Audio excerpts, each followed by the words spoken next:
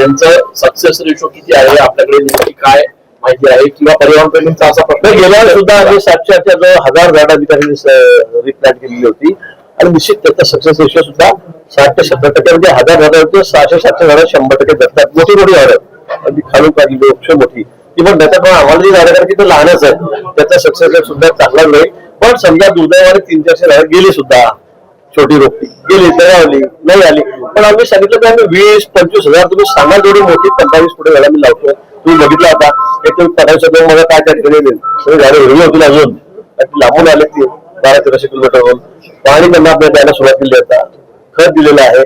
तुम्ही एक महिन्या 2 महिन्यात बघा ती झाडं कशी टवटवीत होतात कसं त्या ठिकाणी चित्र उभं राहतं. आणि म्हणून मला वाटतं नुसतं विरोधाला विरोध नको कुंभमेळ्यासारखा मोठा आमच्याकडे सण येतो आमच्या पुण्याचा तो त्या ठिकाणी होतोय पवित्रचा कार्यक्रम त्या ठिकाणी होतोय आणि फक्त तेवढंच घेऊन तुम्ही जे चांगलं ते दाखवा ना.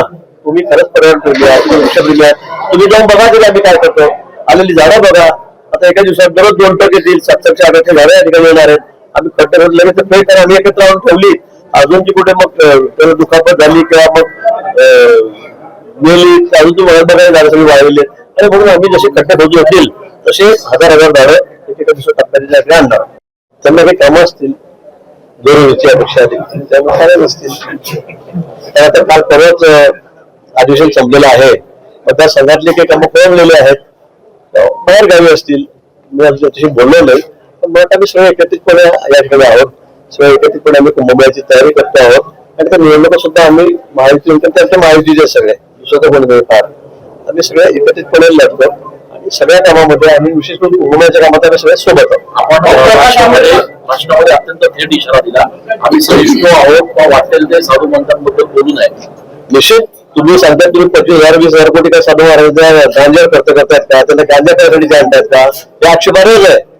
हे बघा तुम्हाला अधिकार सगळा आहे तुम्ही वृक्षप्रेमी आहात निसर्गप्रेमी आहात त्याबद्दल आमचं काहीच म्हणणं नाही. पण काही लोक याच्यामध्ये घुसून विनाकारण काहीतरी वेगळ्याच भाकरी लावण्याचे विचार दिसत आहेत वेगळ्याच वाद निर्माण करण्याचा त्यांचा काहीतरी विचार दिसतोय आणि म्हणून तुम्ही अतिशय सहजपणे आम्ही तुमच्या आमचं साधूत्व अशा पद्धतीने बोलाल की गांजा त्यासाठी खर्च करतायत का गांजा तुम्ही देऊ नका ते येणार नाही. मला वाटतं अतिशय आक्षेपार्ह आहे आणि खरं सांगतो की हे आम्हीच ऐकू शकतो दुसरं कोणी ऐकणार नाही असं.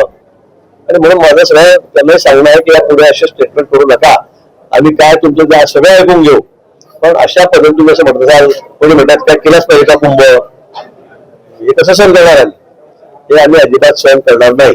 जे उमेदवार आहे त्यांचा पहिला राज्य सरकारने हा निर्णय घेतलेला आहे तुम्ही कसं बघताय?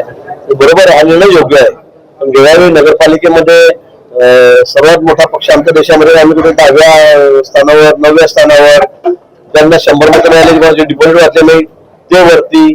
त्यामुळे मला असं वाटतं की हा नियम जसा विधानसभेमध्ये आहे लोकसभेमध्ये आहे तो आता यावेळेला करून घेण्यात आलेला आहे आणि मला वाटतं हा निर्णय योग्य आहे. काँग्रेसच्या प्रदेशाध्यक्ष हर्षवर्धन सपकाळ यांनी आता म्हटलेलं आहे की आम्ही अनेक आक्षेप घेतलेले हरकती नोंदवल्या आहेत त्याची कोणती कारवाई झाली त्यामुळे पारदर्शकपणे निवडणुका होणार नाही हे निश्चित आहे. मला वाटतं हरण्यापूर्वीच त्यांनी करण्याचा तयार ठेवलेली आहेत.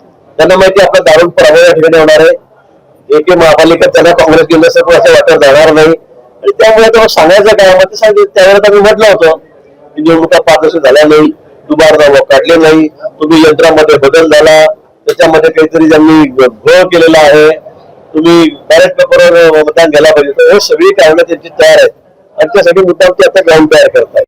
जागा जी घेत आहेत ती कोणासाठी घेत आहेत असा प्रश्न त्यांनी उपस्थित केला. कोणती जागा घेताय कुठे काय त्यांना माहिती नाही का काय कुंभमेळ्यामध्ये काय चाललंय कुठे झाडं लावतायत कोणती झाडं काढतायत त्यांना कल्पना तरी आहे का? तुझंच काहीतरी कोणीतरी सगळ्यांनी तिच्या तोंडसूक घ्यायचं काही बोलायचं. आज तुम्ही कार्यक्रम बघितला आपण 15,000 झाडांची केवढी मोठी झाडं बघायला तिकडे लावली आहेत ती सगळी 100% जगवतो. 500ची झाडं कमी जास्त झाली पण त्या बदलामध्ये आम्ही पदवी या उपर सांगितलं की तुम्ही 20,000 सांगा 25,000 सांगा 50,000 झाड सांगा आम्ही CSR मधून तिच्या ठिकाणी लोकांना उपलब्ध करून देऊ त्या कॉलनी त्या ठिकाणी त्याचं संवर्धन करायला तयार आहेत आणि नाशिक शहर सगळ्यात महाराष्ट्रातलं हिरवं शहर राहील पर्यावरणपूरक शहर राहील त्यासाठी आम्ही जे लागेल ते त्या ठिकाणी करू.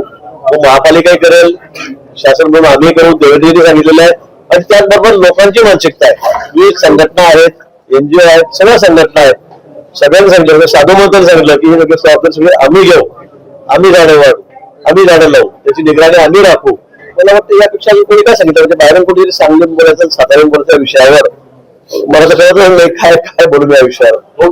घोषणा काही आंदोलनात घेण्यात आल्या. नाही, मला वाटतं खरं म्हणजे पंतप्रधानांबद्दल त्याची गरिमा त्या पदाची राखली पाहिजे असं कोणी बोलता कामा नये. पण तुम्हाला माहित आहे कोणाची कबर पडली गेलेली आहे सध्या. बिहार मध्ये काय झालं, तुमची कबर अशी पडली गेली त्या कबरीच्या खाली अजून तुम्ही किती फूट चालले गेले, 100 फूट खाली चालले गेले. काय झालं, त्यावेळेला 5-6 जागा मिळतात 250 पैकी, तरी पण आमची कबर पडायच्या गोष्टी करतायत. त्या लोकांना वाटत कशी दिली जनामनाची. आणि अशा घोषणा देऊन तुम्ही अजून तुमची कबर खोल करतात. महापालिकेत काय नक्की असं किंवा येतंय का?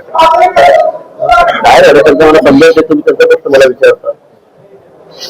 तर मी काय सांगू, त्या प्रत्येक ठिकाणी ते कपडे बदलत जशी पक्ष बदलतो सध्या त्यांचं काय राहिलंय. ते मुख्यमंत्री होता त्याचं काय वेळ तुम्ही बघा आता. ते म्हणतात इकडे कमळाचं करेल, इकडे म्हणतात घराचं करेल, इकडे दर्शनाचं करेल. माझ्या कुटुंबाचा प्रश्न आहे. आता पक्षामध्ये कसा कुटुंबिक प्रश्न होऊ शकतो, त्याच्यात न बोललेलं बरं नाही. तो विषय संपलेला माझा. आज वृक्ष लागवड होत असताना आपण काही पर्यावरणप्रेमींना निमंत्रण दिलं होतं का? कारण वृक्षतोडीचे विरोधात आंदोलन करतायत. प्रकाश आंबेडकरांनी आयोगावर केला.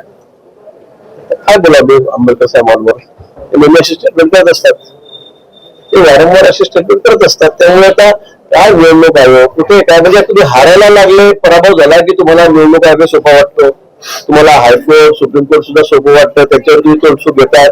तुम्ही बॅलेट पेपर त्याच्यावर निवडणुका घ्या म्हणतायत. कधी म्हणतात मतदारांमध्ये एवढी नावं वाढली, आता एवढी नावं मतदारांमध्ये वाढली आहेत का? सगळ्यांची नावं बघा, काही सगळ्यांच्या मतदारसंघामध्ये नाव आहे, ते प्रिंटिंग मिस्टेक आहे, ते चुकी झालेली आहे. काही ठिकाणी लोक 2-2 ठिकाणी फॉर्म भरतात, त्या गावाला भरतात, त्या गावाला भरतात, त्यात कोणाची चूक आहे. पण या ठिकाणी त्यामुळे आम्ही निवडणुका जिंकतो असा आभास त्या ठिकाणी निर्माण केला जातोय. तो अतिशय सपशेल खोटा आहे. आणि म्हणून जनतेच्या दरबारामध्ये तुम्हाला कुठेही जागा राहिलेली नाही. जनता तुम्हाला स्वीकारायला तयार नाही. तुमचे कुठले कामं नाही. तुमच्याकडे सत्ता असताना आलं तुम्ही घराच्या बाहेर पडले नाही. तुम्हाला काय लोक असे करतील. तर खापर फक्त निवडणूक आयोगावर फोडायचं, कोर्टावर फोडायचं, हा प्रकार त्यांचा सगळ्यात चाललाय. त्यांच्या सध्या हार समोर दिसतोय, पराभव समोर दिसतोय.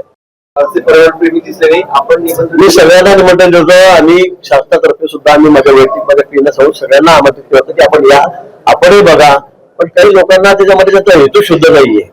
आणि त्याचा एवढी वेळ आल्यावर ते बघायला गेलं असतं काय करताय, काय नाही, आमचं चुकतंय, बरोबर आहे. त्याला तुम्ही सूचना द्या अजून, आमचं चुकतं आहे का, बरोबर आहे का, ते यायला पाहिजे. पण बरेच जण त्यातले जे रोज तोडसूक घेतात सगळे साधू महत्वावर आपल्या धर्मावर, ते कोणी त्या ठिकाणी आलेलं नाही. तर मग त्यांचा हेतू काय नेमका, जशी झाडं वाचवायची आहे त्याच्या आरोग्य साधायचं आहे.